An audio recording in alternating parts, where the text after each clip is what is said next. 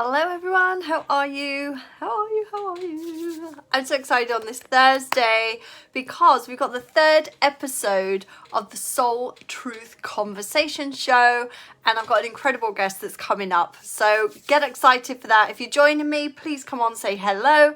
If you're catching this on replay, then hashtag truth. And yeah, as soon as I see that our key guest is on today, then I will bring her on. In the meantime, I just want to take this moment to introduce myself. I am Claire Chapman. I'm an empowered channel of source energy, and I love what is in my absolute my blood, my cells, like everything about me is here to empower women to stand back into their truth, like reunite them back into their truth so that they can express their true authentic identity. And that sounds like a real big sort of mouthful, but basically, hey Christine, how are you? Thank you for coming on. Thank you for saying hello. Thank you. Yeah, basically what this is about, like through my journey, I've had some real struggles. I had a really good childhood, but loads of struggles going on in my life. And I've worked through those struggles from depression, bipolar, wanting to quit my life, divorce, like all the big sort of stuff that comes out. I've come out the other side of that. And obviously I'm forever growing and forever healing. We all are. But what I've realized out of my journey is that I was never living in my truth. I was always conforming, and restricting myself and listening to everybody outside of myself, that I never truly stood in my truth. And if I did, what I tend to find was that anybody that was around me, friends and people like that, whenever I stood in my truth, whenever I spoke my truth, I would be judged, rejected, and that was it. Relationship, friendship, whatever, was over. So I'm a manifestor by human design. I'm Pisces Sun, Pisces Rising. So I have this big energy. Hey Ali, thanks for jumping in. I have this big energy, and when I stood in my truth, like it was too powerful. I triggered people, and so that's how I went through my life. And I realized actually that our truth is like the things that we're looking for is the freedom, the peace, the joy, the happiness, like all these intangible things that we're searching through is exactly what we're wanting, and we get that when we stand in our truth. Now I'm just going to check and see that I can tag our guest who's coming on today. Where are we? I can't seem to. I've tagged her in the title. There we go. So I'm going to invite her in. So yeah, when we stand in our truth, this is where we get these true desires. We think we want the money. We think we want the relationships. We think we want the cars. We think we want all the clients. We think we want the business. We think we want to have this huge mission and all this kind of stuff. And through my journey, what I've realized is that's our ego world that is around us. And when we start to break down our ego world, we start to stand in our truth. And therefore, we don't need these external validations. We don't need the relationship. We don't need the money. We don't need the cars or the job titles and all these things to have these intangible feelings that we're actually after. So standing into our truth and expressing our authentic identity, what does that actually mean? So it is owning everything that you desire, being able to speak your truth, being able to stand for what you totally believe in, even if the person next door to you doesn't believe in the same belief system, doesn't have the same values as you, that you can still stand really strong in that identity. If you want to shave the side of your head off, like, and somebody next to you is like, she's weird or that's whatever, and they're criticizing, you still get to stand there and go, yeah, but that's fine for you. You know, I feel liberated. I feel expressed. I feel very much myself when I'm dressing and, you know, having my hair how I want my hair, and so on. So that's what I'm all about. I'm not quite sure if our guest speaker is anywhere near right now. I've invited her to come on. So Nicole, if you're there, please let us know. If not, I'm just going to keep speaking for a little while. Hopefully Nicole can find me. She was there like half an hour ago. So hopefully, let's just check. Are you there, Nicole? Because I really want to bring Nicole on. for this episode, because Nicole is an incredible or former divorce attorney, and she's turned herself now into doing this rapid transformation technique around relationships. And I really wanted Nicole to introduce herself. I think she's there. Nicole, are you there? Yay, she's here. Okay, awesome. I'm going to bring on, I nearly brought on Nadia then. Why, hey Nadia, how are you? My beautiful online business manager. Mwah. You can't invite yourself onto the live. Okay, so we're just getting the messages. Let me just see if I can pull. Guest request. Allow your viewers to request. Try it again, Nicole. Let's see if this comes through. I also think it may be. Don't bring me on, I look correct. That's hilarious. Yeah. That is so funny. Yeah, I was just checking that we were actually friends. We are friends. It's not letting me bring you up. Well, if needs be, we'll have to work out. I know, it's an amazing topic, right? This is just the universe testing us, testing me with technology. She may need to hop out and hop back in. Okay, Nicole, could you try and drop off and come back in and see if that helps? Because I seem to be able to invite everybody else on and add everybody else on. So yeah, try that for a minute. So Nicole's now gone forward from being this divorce attorney. And why was she a divorce attorney in the first place? Is because she went through, she was a divorced child of two parents that separated.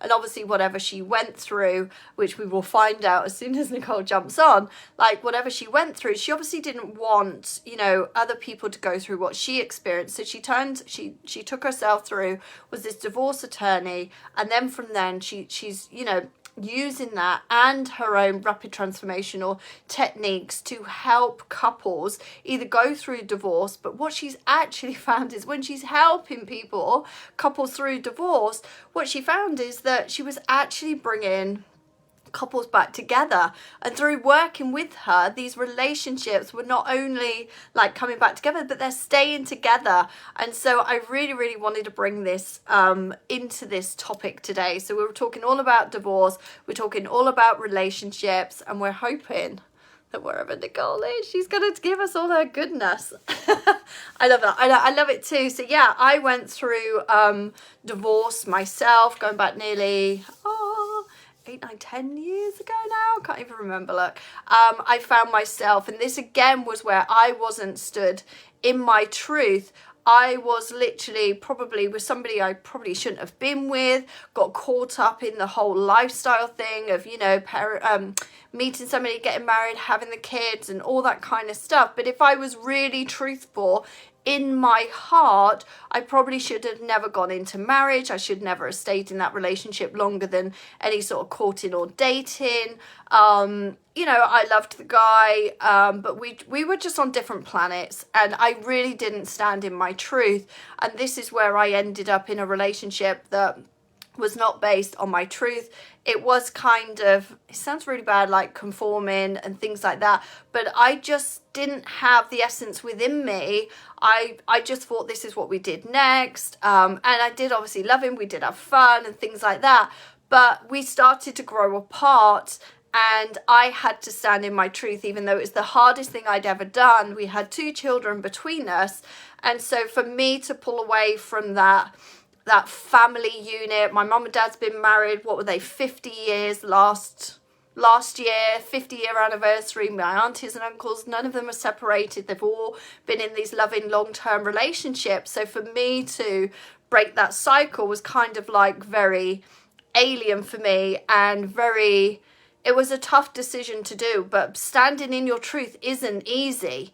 It's definitely, standing in your truth is not the easy route. You're going to feel uncomfortable. You're going to be having uncomfortable conversations.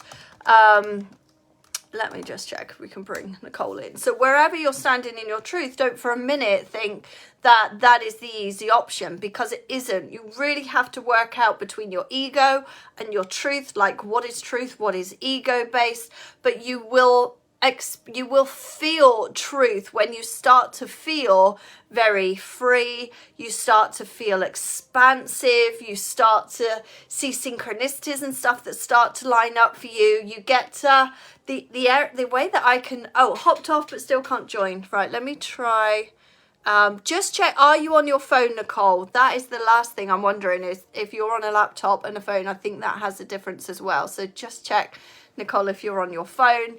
Yeah, let you try one more thing. If not, we'll close this all down and maybe we could start again, but we will check. Or we'll do a part 1 and a part 2.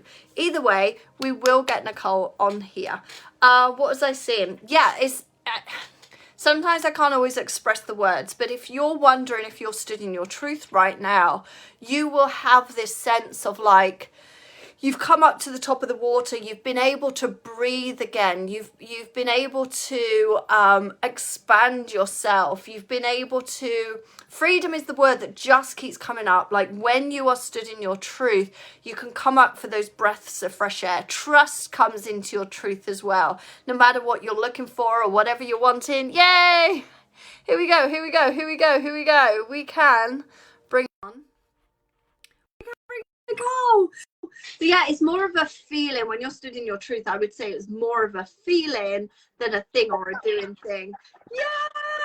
We have Nicole. Everybody give Nicole all the love, because it is super scary when you know that you're coming into a situation like this, like whether it's like an interview or whatever you're doing with somebody else, you're always like, that like anxiety creeps in a bit when you're like, oh my gosh, I can't get on. Yes. So, I'm so glad I made it. All the love. Yay. Awesome. I'm so happy that you're here, Nicole. So Nicole, I've been just talking a little bit about where you've come from, like going from being a divorce attorney to now going through and helping, you know, couples with this rapid transformational technique in relationships. And I was just explaining, like, through your work, you've realized that the more people that you were helping to get divorced, they're actually starting to stay together. And so I would love for you, look, I've been speaking for the first few minutes or so, I would love for you to jump on. Ali says hi. Thanks, Ali. Just come on, introduce yourself, tell us a little bit more about yourself, and if you've caught anything of what I've been saying, then we're all good. Just if we duplicate, that's fine too. We're here for it. Perfect. So thank you, Nicole. Yeah, so happy to be here. So yeah, I used to be a divorce attorney. So I'm a child of divorce. So my parents were divorced when I was pretty young. And I went to undergrad college and got a degree in psychology and wasn't really sure what I wanted to do. So I went to law school, as people do. Obviously, that's the best choice. And I became a divorce attorney with the intention of trying to make co-parenting after the divorce go a little bit better for the husband and wife after they separate and lead separate lives, making that easier for the kids and for the adults. So needed. Going through divorce myself, I'm just like, do you know what? Yes, I wish not that I probably would have stopped the divorce or anything like that, but I could have done with some. I could have done with you, Nicole. Yes. And I had so many clients who I usually had women for the clients, and they were after our meetings, they were like, I don't feel like I met with a divorce attorney. I feel like I met with a therapist. And so that always kind of stuck with me a little bit, and didn't really think about it a whole lot. And so in giving these tips of how to communicate, how to plan better, how to be better for their kids, they would actually reconnect with their husbands and join up. Not all of them, of course. I mean, there are very valid reasons to get divorced in a lot of cases, but at the same time, many cases don't need that. It's not necessary. There's resentment that builds up. There's frustration and miscommunications and things that happen to perfectly normal relationships that they just can't find their way back without a little bit of assistance. And honestly, sometimes marriage counseling isn't the best avenue to take. Sometimes that builds up that resentment and frustration rather than getting through it and down to the root of the problem. So that's so long story short, I spent some time talking to the partners at the law firm that I was at, and they did not like what I was doing. It wasn't great for the divorce business, even though my clients were very happy. So I decided to go out on my own. I found RTT. I got certified in that, which is incredible. What is RTT? Yes, so RTT is Rapid Transformational Therapy. Marissa Peer out of the UK is the founder, and she developed this modality of therapy where you go under hypnosis and you pinpoint some very impactful moments in your life where usually they're in our childhood, but they don't have to be. They can be in your 20s or 30s or even older, where you made some meaning out of something that happened. Usually it's a negative meaning, like I'm not good enough, or I'm not safe, or I'm different and can't connect with others. Those are the big three meanings.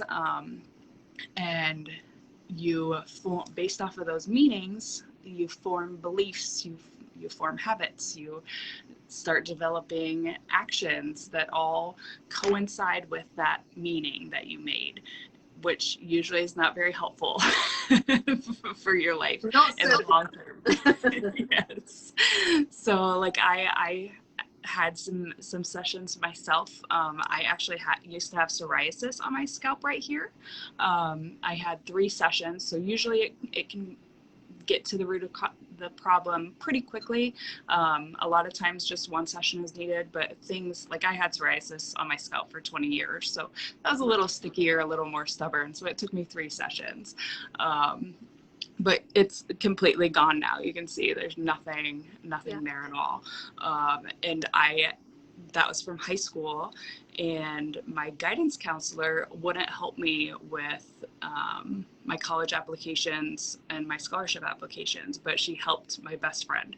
So there was some rage and anger that I was internalizing, which was coming. Getting down to that like root cause of, and you can see then the ripples of everything else like that goes on through your life. It stems from that point. Yes. Wow. Absolutely. So how does the technique work? Do you go in? Do you get to the root cause and then? Yep. So go in, we find that root cause, we figure out, oh, that was the guidance counselor, that rage that I was internalizing, that anger, that not good enough feeling, kind of don't belong, can't get help, whatnot.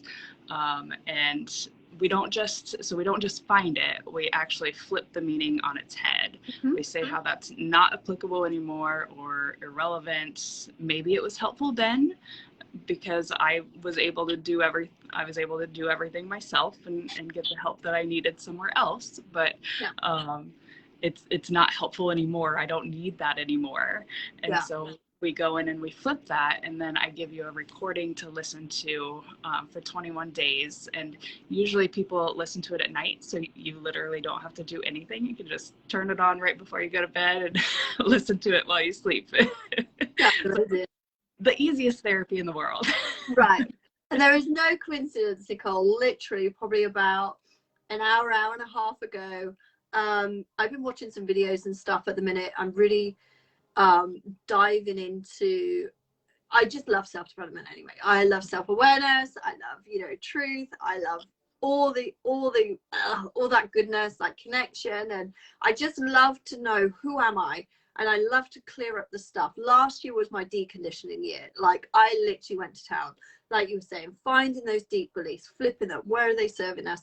Anyway, I was watching one video and they were showing us a little technique that I'd never seen before. So I thought, I'm just going to have a go myself. What is my trigger thing? It was always judgment. So I stuck judgment in there. And then I wrote out like 3 scenarios where I judged myself. And the first one that came up, not good enough. I was like, hey, yeah, interested. But then it was like, well, how's that serving you? And it's like, well, then I don't need to try. I don't need to do anything because I'm never going to be good enough. So it serves me to not be good enough because then I don't need to do anything. Because my biggest thing, like, I hate overworking. I hate having to work hard. I've been there, done that, all the struggle. I'm like, I'm not here for any more. So if I'm not good enough, then I don't need to do anything. So what you're saying is these things actually do serve us, don't they, at some level? Yeah. Where that come from, I'm not quite sure yet. I just heard it. So, okay, yeah, thank you. I do. But yeah, I completely understand, but I can see how, so how do these things have an effect in terms of relationships and divorce? Like, where do these things come in, pan out to? Like, where does this grow into?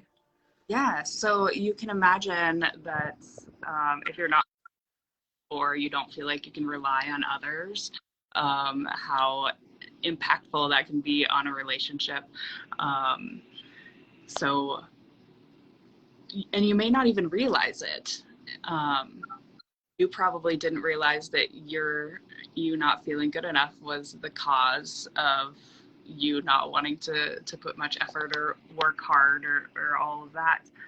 It's the same thing with relationships. I self-sabotage, like I'm Mm-hmm. enough, so I'm going to test my partner to see how far I can get them to go, like what's going to make them leave me, kind of things. Yeah. Yeah. How bad can I be and they still love me? So I little love things like that definitely impact relationships, and they're easy to change. Like that's the thing. Even if you don't realize it, you don't have to. Some people do. Like I knew that. I mean, I obviously remember how I felt with that guidance counselor, but I didn't really think anything of it. Like, okay, I was upset. I figured it out. Not a big deal. It obviously didn't impact my life. Well, turns out it totally did. Right. Yeah. How does this, I have a question for you. So, like I say, my parents, they were celebrating their 50th wedding anniversary last year. So they're now into their 51st first on the 5th of March, 5th or 6th of March. So I've come from parents that have always been together. Yeah, I am one of the parents of a divorced couple. You know, I am the divorced parent. So I have two children that are brought up in a divorced environment. How did that affect you when you were going through that with your parents? And did that pan out later on in life? Did that go through with you? How did that look for you? Yes. So my mom took a long time to divorce my dad. We would move out, we'd move back in, we'd move out, we'd move back in. Probably when I was like 2, so very little. And the divorce wasn't finalized until I was 7. So it took a long time for her to finally leave. And there wasn't any abuse, not physically that I'm aware of. Probably some emotional abuse on both sides, quite honestly. Yeah. I've always resembled my dad.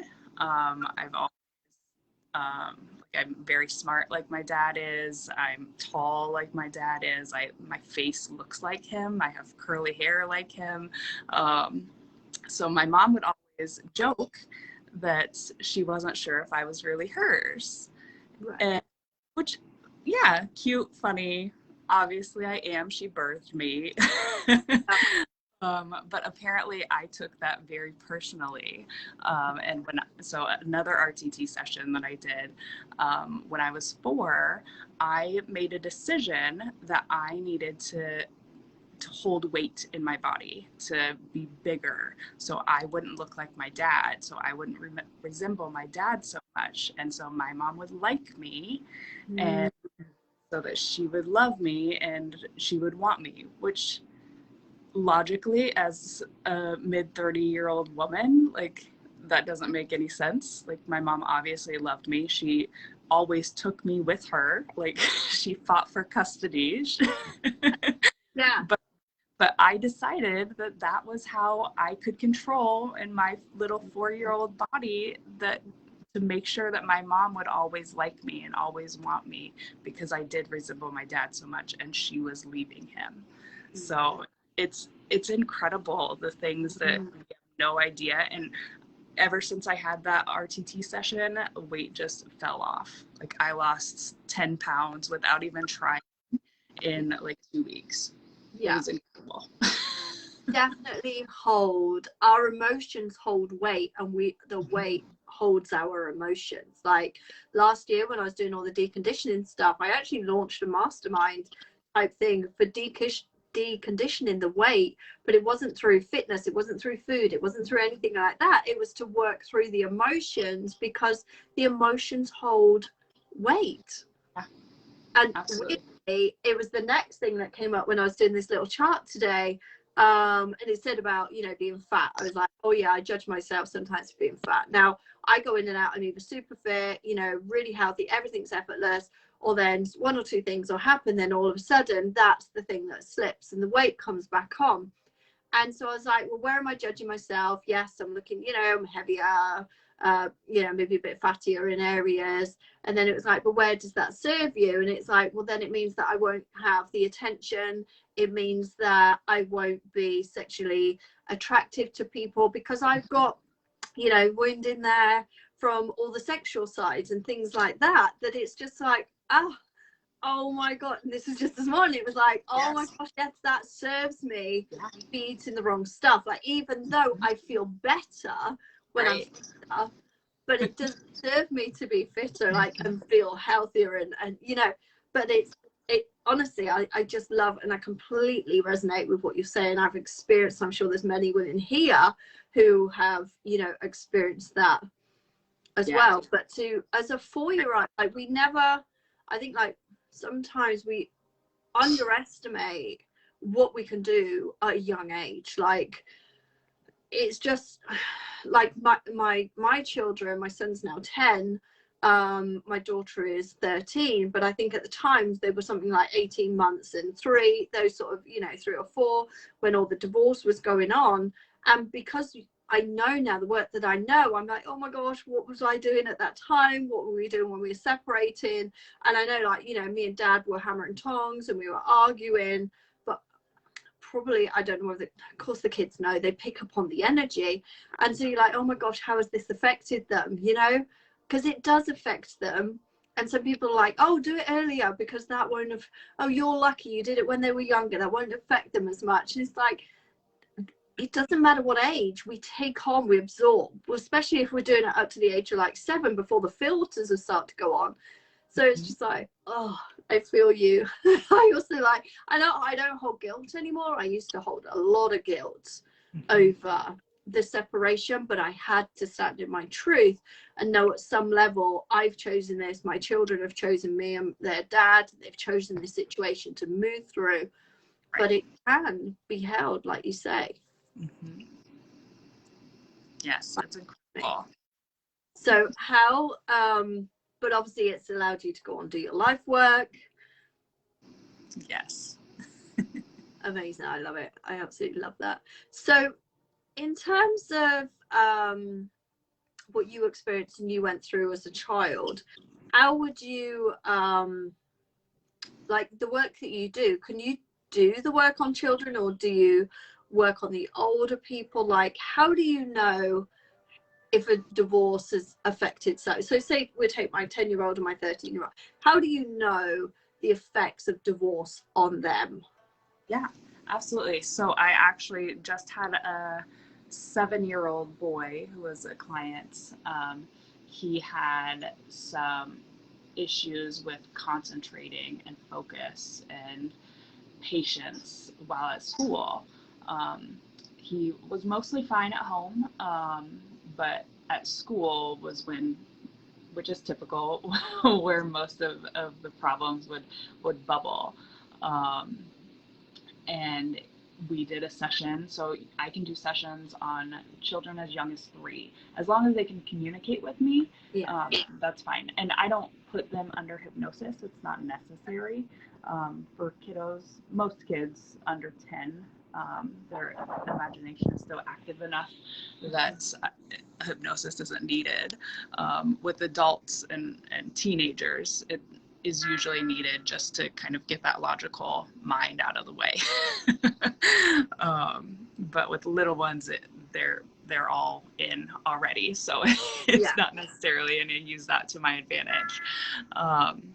But so I got him into a relaxed state. He was just laying down, relaxing with his eyes closed, and he was familiar with Ferraris and how the gear shifting works on a manual vehicle.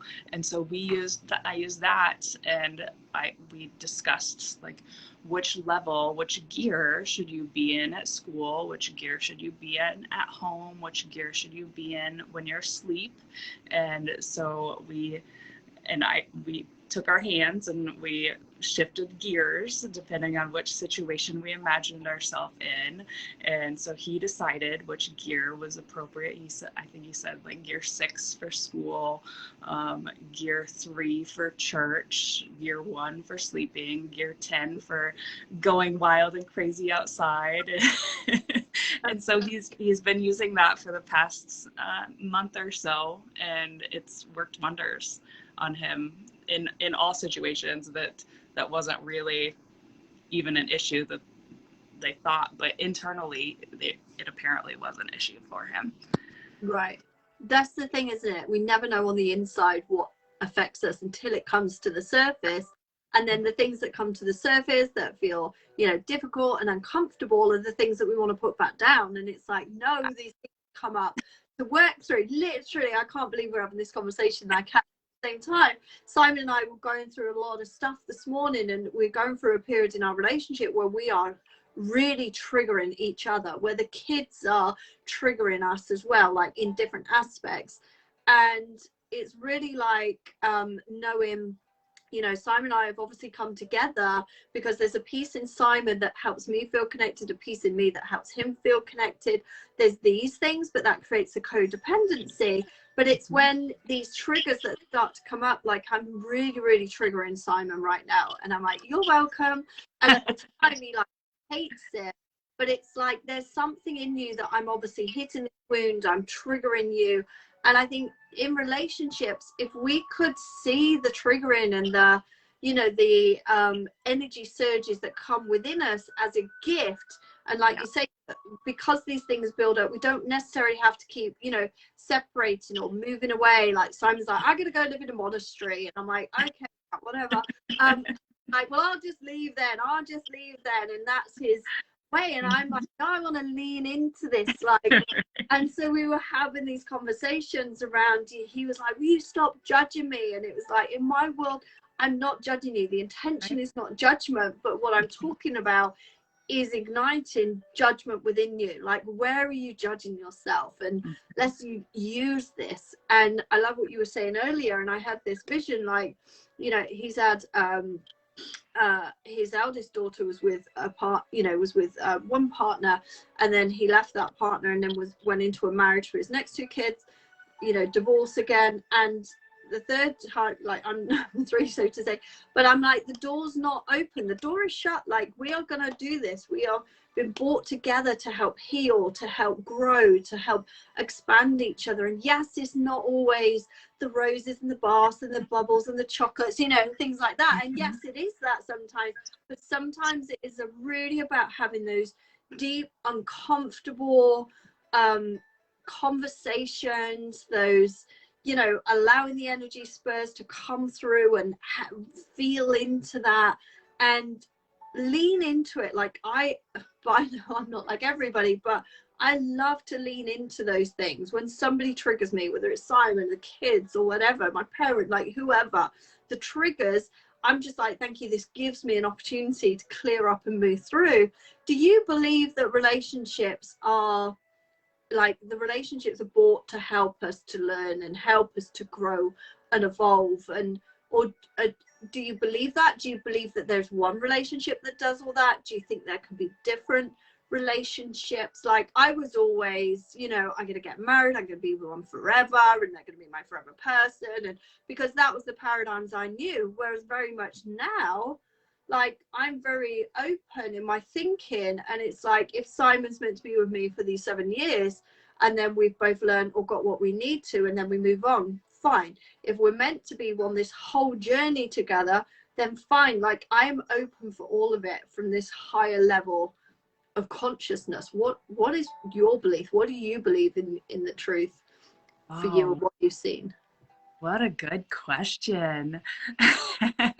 So I have a little bit of both beliefs, actually, which sounds a little conflicting, but I think it depends on the people. So as long as you're both willing, and I mean, all of our relationships are absolutely our biggest triggers and our biggest catalysts for growth, especially our primary relationship.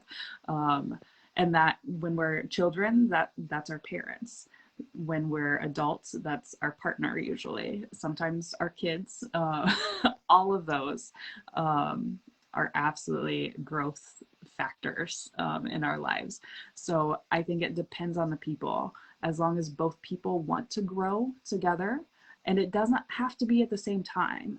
So like you leaning in is probably making him want to run away more, actually. So which is my issues, like right. my triggers, right? Mm-hmm. Yeah, right. Which is women, us as women, that's our natural reaction, because that's what we want. We want our girls, our partners, our friends to lean into us, to help carry the load. But men don't. They want to be stoic. They want to take care of it themselves. They want to go off into the woods and hunt and come back and be helpful and providing and all of that. Even though they don't have to go to the woods to do that anymore. Yeah. So yeah. The conversation that you just repeated, it aligns with that completely. Yeah, I have to lean it. Like, whenever there's a trigger, I do take myself off to the woods, but I lean into the experience. And so it's not about running away, or it's not about avoidance. It's like almost like, this is something beautiful. I want to be in it. Like, I want to go and work through this. And like, you know, I just wrap myself into those triggers, even though they feel awful. I do a lot of tapping. I love journaling. So I like to get it out of me, because that's where when we were talking before you actually came on, about when you stand in your truth, you actually have this sense of freedom. So whenever there's a trigger for me, it's like, do you know what? I want to release this and get this out so that I can feel freer. And my human design is a manifester. Like, my true self is about feeling peace. I know a lot of people, you know, it's success or it's satisfaction, depending on, you know, your energy type. So I want to feel that sense of peace. So if there's something that's triggering in me, there's an anger in me, there's a frustration in me, or there's a sadness in me or something, it's like my first steps are just to allow myself to feel that without adding any meaning. Like you were talking, like, don't make this mean anything. It's just sadness, it's just anger, it's just frustration. And so I just allow myself to sit in that, and then I go, okay, I'm done with sitting in this now. I want this out. Like, what's the way? So these are like your techniques that you're using, you know, to move this, to transmute that energy, to turn it into something else, to get it out. And then on the back end of that, we feel this peace, we feel satisfaction, we feel this freedom, like these intangible things that we're all craving for is actually these, the energy. You can feel them. They're a feeling. They are intangible. Yes. If you don't mind me asking and sharing, how do you let it out? How do you get those feelings out? So for me, it's tapping normally to get the energy out, to get that out. And then what I do is also give myself permission to say whatever I want to say. So we'll use my partner Simon right now. Like, if he is annoyed the crap out of me, I will literally tap and just be like, yes, like, you've annoyed the crap out of me, you're this, you're that, you're the other. I don't hold back. I just like go into town with it, because I know it doesn't mean any of that. It doesn't mean anything about Simon. It doesn't mean I don't love him. It doesn't mean any of that. It's just, that's what's in me in that moment. That's what I'm going to move through, and I'm just going to say whatever comes to my head, and I'm very connected anyway. And so then I start to hear more, and then I may hear, this is where this has come from or whatever, And I'll be tapping away and I'll be saying all this stuff, and then I'm like, oh my God, I don't feel that anymore. Well, stop the tapping, and I just come back to this heart space, and it's just like, you know, I absolutely love who he is, and I love this, and I love that, and then that's my truth. My truth always stems back in my heart. So to get that out, it's normally that. And before I became an EFT practitioner, like before any of that, the outlet was blame. The outlet, the way that I got it out was anger. And I do hit sometimes like that, and I have to do that. Oh, I've just lashed out, you know, in anger or in speech or something. Oh, okay, go off and take that back now, and then you can apologize afterwards, type thing. But it's always like that outwards. We're always trying to get that out of our system. And I do believe that whatever the triggers are, I actually just did a post to Nadia, if she's read it, like one of my truth poems. I can't remember what I actually said, but it was about, you know, these things do come up into the surface because the universe, divine source, knows where you need to go, but also knows the little blocks that are stopping that natural flow. So it goes, this little block over here now, judgment or whatever it is, somebody, something, you know. And it's normally, like you say, within your relationships, you're with your partner most of the time, or your kids, you know, the people that you're around the most are going to be the little ones that, you know, will trigger and go, hello, you need to clean this up, you need to go and get this out. And then afterwards be like, oh yeah, you're welcome. Like, that's how we should be talking to people that are triggering us, because they are just our reflectors of our inside world. And so, yeah, for me, it's about getting this out so we can have the sense of freedom, so that we can stand in our truth in our own relationships, so that the relationships can grow and, you know, evolve in that way. But I do understand, like you say, how I work and how Simon works is very different. Yeah. For Simon, it's almost, my auto response is probably very much I channel, I hear things, so I will like speak it out, and then sometimes I just have to pause and just say to him, what do you need? Because I need, a man will be like, I need space, or I need to go to the woods, or I need this, you know. They're like, I don't want coaching, I don't want you to speak about this, I don't want to talk about my problems. Like, you know, girls will all get around the coffee table or wine, you know, glass of wine, tell us all your problems, share it, you know, all these kind of things. And men are just like, no. Yep. It's not that. Very hard, very hard for women to understand. We're not like that. We need that community. We need to let it all out, to get everything out of our mouth, which also overwhelms our partners if they're male. So yes, I'm so glad you get all of that out. Hopefully Simon isn't there with you for most of that. Hopefully you're able to do most of that alone. Exactly.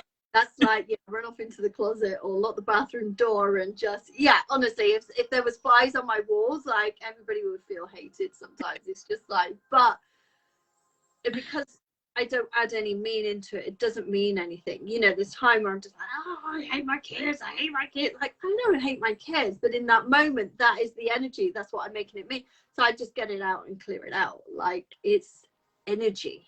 It just needs transmuting. Exactly. Into a different source. So I would love to know then, Nicole, in your lifetime, have you recognized when you weren't stood in your truth, and what did that look like? I would then love to know what your journey has been, and maybe you are in your truth now, or you're touching the edge of your truth, or you've been living in your truth for many years. I know we're always evolving and the truth always changes, we're evolving, but could you just take our viewers through your little process of not being in your truth, how you transform, and where you're at in terms of truth for you in your life? Yes. Oh my gosh. So many times. And like, I don't know if I've for sure stood in my truth in moments, but I don't know if I have for consistent amount of times, for like years at a time. So I find that I go in and out, but I'm able to catch myself more as I get older and am more familiar and more intentional about standing in my truth. So I don't let the spiral happen quite as much. But that's how I would describe it when I'm not in my truth. So a spiral, like I keep going Right. yuckier and feeling in muck, like I can't move, I'm stuck. Mm-hmm. Yeah. Feel good. I don't like what I'm doing. I don't like who I am being, like all of those yucky things. Yeah. Yeah. I can resonate. So, yeah, so much. Yeah. Usually I'm not very patient when I'm not in my truth. I do a lot of blaming, including self-blame. Mm-hmm. I I don't, I'm not who I am, like at my core. Like I'm just Mm-hmm. reacting to everything. Yeah. Is probably how I would best describe it. Mm. Seeing that, so taking myself out of that, like rather than internalizing it all and staying inside myself as a woman, letting that go, releasing those feelings. Um, some ways are super simple, like just going outside. I love water, going for a swim or taking a shower or a bath. Long and luxurious and focused only on me. Sometimes that's all it takes. Yeah. Yeah. Sometimes it takes a lot more effort, but that is a very easy one. That is usually my go-to. Being in the sun, petting my dog, being in water, near water, can I can usually resonate with all of that. I love it. Yes. yes, can usually flip it pretty easily now. And when I'm standing in my truth, or even close to it, I'm much more relaxed. I'm more at ease. I'm more observational, so I don't react quite as quickly. Yeah. I Yeah. can I can take myself out of it. I can, if I see a spiral or feel a spiral coming on, I can stop and stand in that and hold that Yeah. space, and I don't have to keep going. Yeah. Yeah. Yeah, totally. Alice just saying, yeah, some great insight. Great actions to bring you back into your truth. Yeah, it's that remembrance of your truth. And I think you can definitely use your feelings and your emotions to, like, I always know the minute I'm not in my truth, and I love the word that you say, I get reactive. Like I just react. Yep. Or, you know, I shout or I scream or I rah, rah, rah, like it's reactive. Whereas when you're in your truth, it's more of a responding energy. Simon said to me earlier, like, just open all up, everything up. He was like, will you stop slaying me and stabbing me? And I'm like, slaying and stabbing you? Like, that's not my intention. I don't have slaying and stabbing you like any ounce inside my body. So he's like, this was his thing. He felt attacked, he felt judged, he felt like he was being stabbed, like he was being slayed, and there was just nothing there for me, like when he was saying that, apart from, I did for a second, I was like, look, I'll show you what slaying and stabbing means if that's what you want to like talk about in this way. And then I was like, no, really not good words, Claire. And it was just like Probably not. I was like, no, this isn't slaying and stabbing in my world. Like, this wasn't judgment, because I was questioning and I was asking him questions. But there's a difference between that the reaction, you know, for a split second was like, well, how can I explain to him what stabbing and slaying looks like if he thinks this is it? No, I'll show him what proper stabbing and slaying would be like. And these are not my words at all. So I was like, no, you wouldn't. Like, that's not even a thing. And then it was just like, yeah, the response was, okay, yeah, this, just let him be for a second. He's feeling the judgment. Allow him to feel the judgment. Allow him to feel like he's being slayed or stabbed or whatever. And I just disconnect for a second with that energy and just be here. That then I could respond, you know, and we could talk through it and we could work through it. And then we pulled up a couple of videos that we were watching together, and it was just like, and it always at the end, it's always like, thank you for saying that, Claire. Thank you for going through this. Thank you for that. Thank you for that. Because it is the only way that we kind of get to grow, is by being open and standing in our truth. And in that moment, he was stood what he thought was true, even though it may not be the truth, like the divine truth.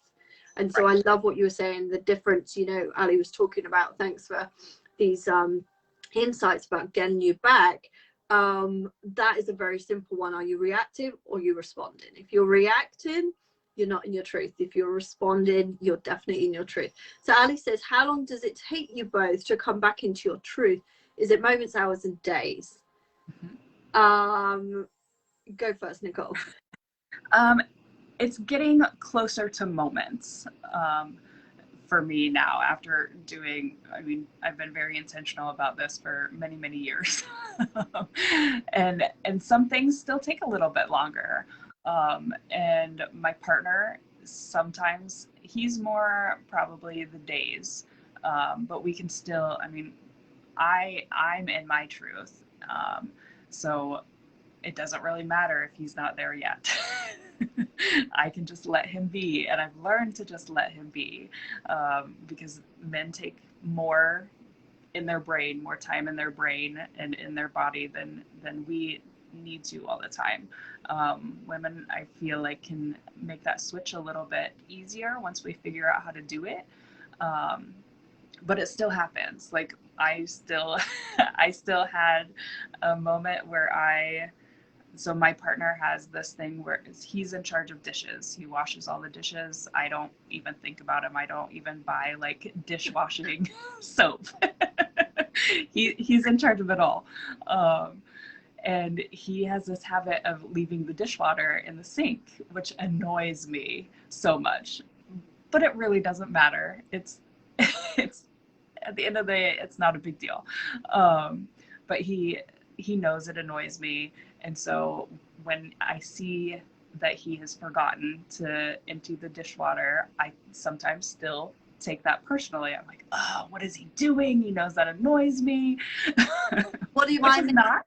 It means he doesn't like, you know, he's not listening to me. He doesn't respect me. Like we add all the meanings on. Like exactly. So I literally, I mean, it took 2 seconds, pulled the stopper out, let it drain. And then I was like, you know, this really isn't a big deal. Right. And stepped back into my truth and recognized that, felt it. And I was like, this isn't something I need to, he's not doing this because he wants to start a fight. He's not doing this. He probably just forgot. Not a big deal. And this is the thing, like, especially with a lot of, you know, when you're with your children and things like that, is we try and, you know, do what you say, which I'll just go and pull the stopper out myself. And so that helps you, that relieves you, you feel better for doing that. But sometimes, like, we have to be okay with leaving the stopper in for 24 hours and looking at that water, like really sit in that uncomfortableness and just be like, you know, is it the water? Or is the water just reflecting something back to me? You know, the dishwater just reflecting back to me, something that's deeper, that's within. So next time he has to go and wash up, he has to empty the dishwasher, you know, the dishwater for himself, because he can't wash up when it's in there. Then he may do that a few times. Do you know what? It'd be so much easier if I just emptied it. So the next time when I go, it's all clean. Otherwise, I've got to now empty it. I've got to clean the bowl round. Whereas to him now, because it's off his radar when you're doing it, it's just like, there is no, it's almost like, you know, sometimes you have to let your kids experience the lesson for themselves. Like how many of us, Ali's just had a huge shift. Yeah, love this, Ali. It's like I'm learning to allow my kids to make mistakes. I'm learning to allow my kids to have that experience. We strip so many people of their lessons, their teaching, their learnings, because we're going around the outside to make ourselves feel comfortable by doing the things around them. Like, you know, with the kids, we can make sure they've all got their teeth cleaned and they've all done this, and we're going out for the day. Have you got your wellies? Have you got spare clothes? Have you got this? Have you got this? Have you got this? Have you got this? And mum's like absolutely exhausted. Like we've got 4 kids. Like I get exhausted and I've just gone, do you know what? I'm fed up of saying, have you got a hat? Have you got gloves? You got your coat? You got your wellies? Have you got this? And I'm just like, right, I'll say it once. I will remind them, you got all this stuff? Yes. Okay, great. Or no, I don't need it. I don't need it. Whatever. When they go out and get cold and their hands are cold and their hat's cold, next time they're not even going to think. They're just going to get their hats and gloves. Oh my God, last time it's cold, I'm going to take my hats and gloves. Yes. Otherwise, I as mum, or like you know, as wife or whatever, we're forever trying to control everything around us to make us feel good. And I'm coaching myself in this moment too, so I'll take it. But it's like when we can sit in that uncomfortableness of others, when we can be okay that the dishwater is sat there, like we really get to the, do you know what? Yeah, maybe, and there's so many different perspectives. Like we're flying around the perspective wheel. The perspective wheel is, do you know what? It's not a big deal. I'll just go and take the plug out. Great. The dishwasher's empty. You know, it's the I wasn't. Do you know what the other perspective is? Do you know what? If I keep doing it, he's never going to do it for himself anyway. So I'm going to leave it 24 hours and see. He's got to empty his own dishwater because he's got to fill it up himself. Do you know what? Let's throw that one in there. And if you're good with that, you can cope with that. Great. And then there's the, you know, all these different. And I started there. That's where I started. So I wasn't always this like, it's fine if I do it. It's not a big deal. Like that's where I started. I got so frustrated that I was like, well, I'm not doing this. Like, but I wasn't coming from a good place at that point in time. Yeah. So that wasn't helpful.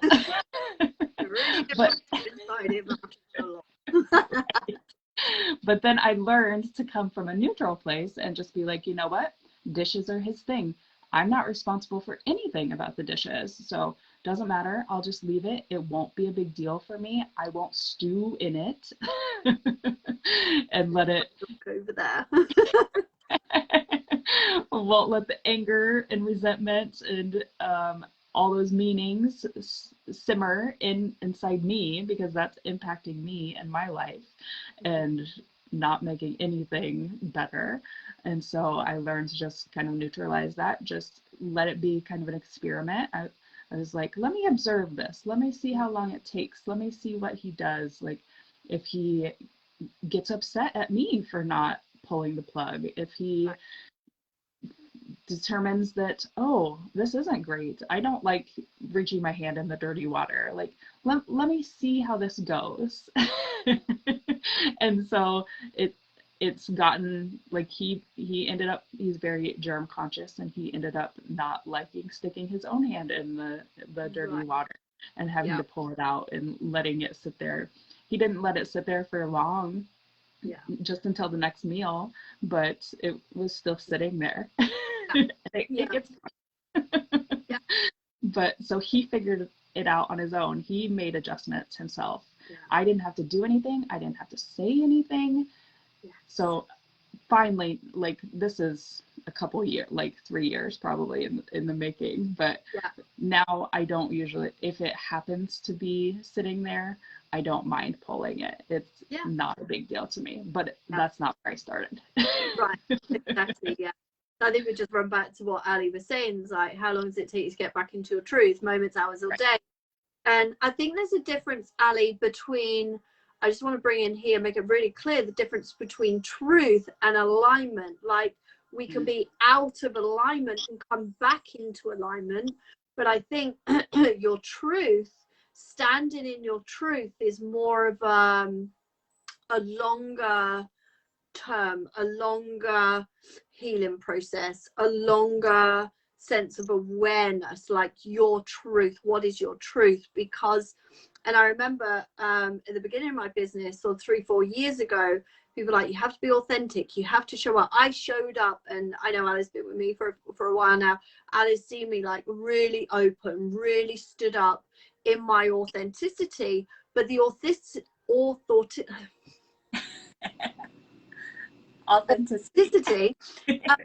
was still that of wounding, of fear of judgment. It was, so you can do the physical aspects of standing up in your authenticity, being in alignment and things like that, but your not truth can very much feel true to you. Like that's who I was, but it wasn't my truth. Now, I didn't lie, so we're not talking true and false or anything like this. We're talking this higher consciousness truth of who we are as this source energy of our birthrights, of our desires, our visions, our ownership, our responsibility, and really taking that. So I think your truth comes from peeling back the layers of conditioning, peeling back the layers of people pleasing, peeling back the layers of listening to everybody else, peel back the layers of what we're making everything mean, like we were talking about adding. So I think that, Ali, is more about, so the process of stepping into your truth,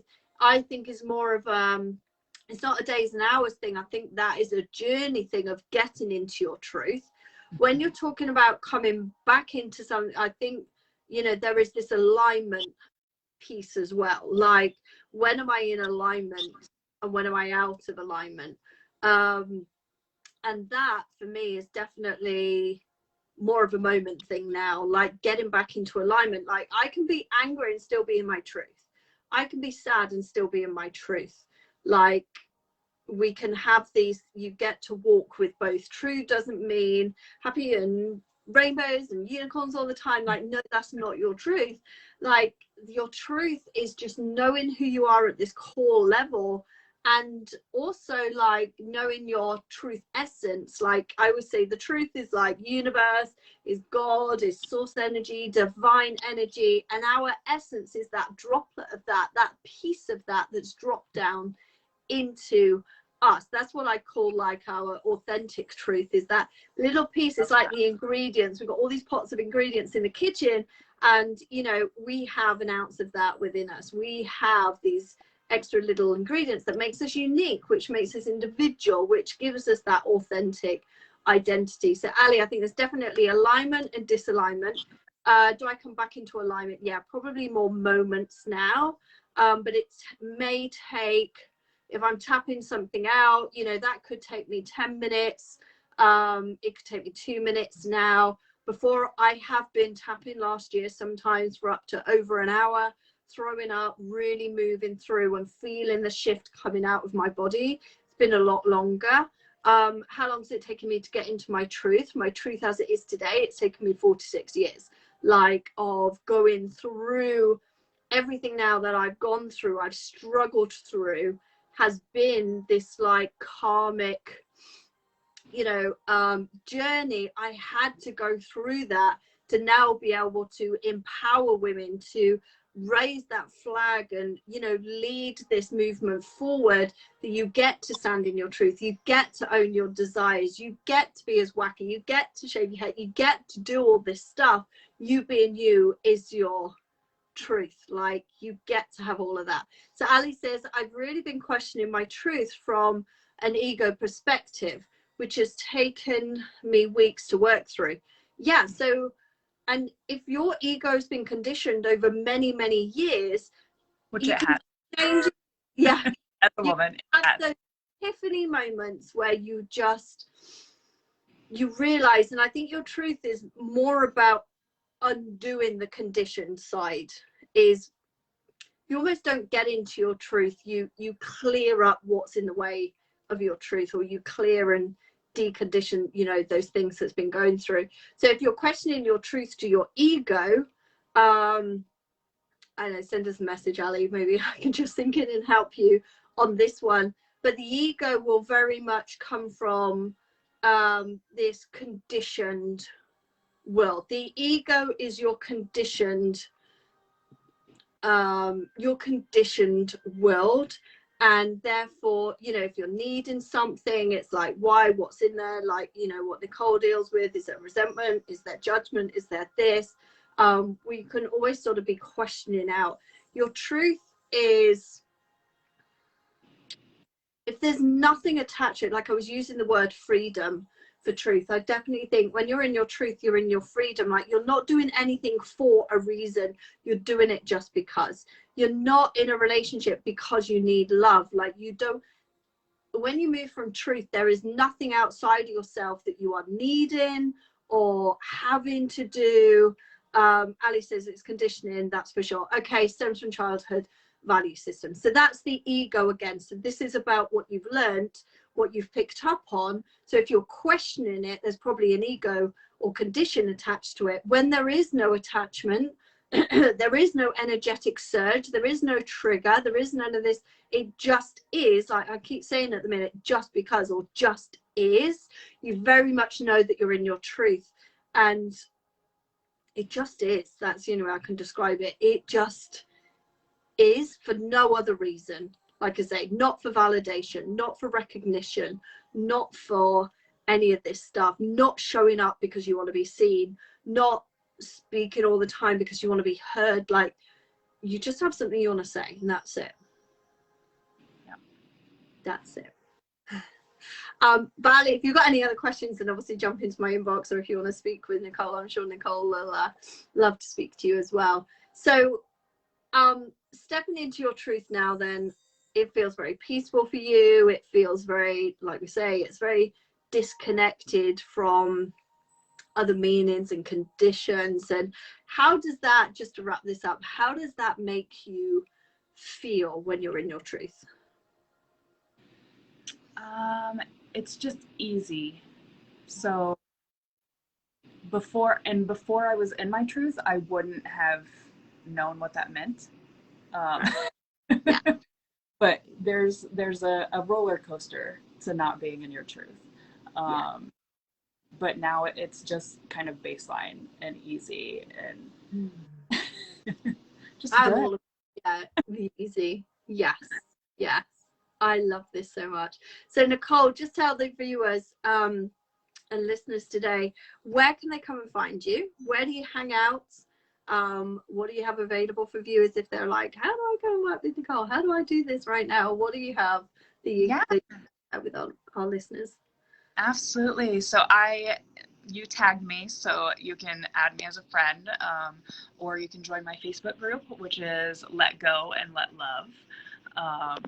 And in there, I give more tips and tricks like we've talked about. I go over some of my RTT sessions and my coaching items, and so it's just, I like to call it the slumber party of Facebook. We can talk about whatever. There's no such thing as too much information. I let it all out and allow you to do that too in there. So come join us. I also, for all your friends and anybody who's seen this, I'll give a special 50% off. I have a month-long RTT and coaching package that's normally $1,200. I'll give that all to all the viewers and all of your connections who have seen this for $600. So just reach out to me and I'll send you the link to get started on that. That includes not only an RTT session, but also a couple of coaching sessions and to implement those things that we discovered during your RTT session. So great way to get started in RTT. Like I said, usually a lot of things can be cleared in just one session. So you're getting a great deal. I had a woman who told me that she spent 3 years in traditional talk therapy, and we were able to clear the actual issue up in just one session. So save you time and money and get it all cleared up and get you moving back into your truth. Yeah, exactly. These things don't have to take, like I've realized with my own experience and the deconditioning, is you have things that can just be flipped like this, and then there's a journey of all these little flips that build up and keep that then sustainable and grounded and things like that. And so many people, when they're doing the transformation therapy or healing work or whatever we want to call this work, they get scared of, I'm having to go back into a situation, or I don't want to go back into, feeling this. And they think it's going to be very icky and it's going to be very, disturbing and things like that. Through my experience, it's not like that at all. Like, you can just, the work we do is just, can be as instant as that. I love this. Thank you so much for an amazing offer, Nicole. Yes. I absolutely love that. So if anybody wants to reach out to Nicole, then please go and find her. I'm going to put all your links, Nicole, in the show notes. This will also be up for replay over on the YouTube channel, so go and subscribe now. It's got our first 2 episodes on there. the Soul Truth Conversation Show. It's going to have its own channel, and we're going to be putting up all the different episodes where we talk about truth. So thank you for speaking with us today, Nicole, about divorce, about relationships, about your therapy sessions. I want to thank you so much, and I want to do more and more of these conversations. So if you want to come on the Soul Truth Conversation Show, then reach out to me, let me know. I've got a few weeks already booked up, but I'm coming out weekly. So if you want to be on this, have a great conversation with me. If there's something that you want to share with us all, then please come on, say yes. And I would love to have you and be your host and interview you in this way, so that more and more women can experience what truth actually means to them, how it affects us differently, so that you can empower yourself, stand in your truth, and really, really express your authentic identity. Thank you, Nicole. I've absolutely loved this. I can't wait for the next one next week. So keep your eyes and ears open for the next guest. I love you, Nicole. Thank you for everything. It's been an amazing conversation. I'll speak to you soon. Take care. Bye. Take care. Thanks, Claire. You're welcome. Bye.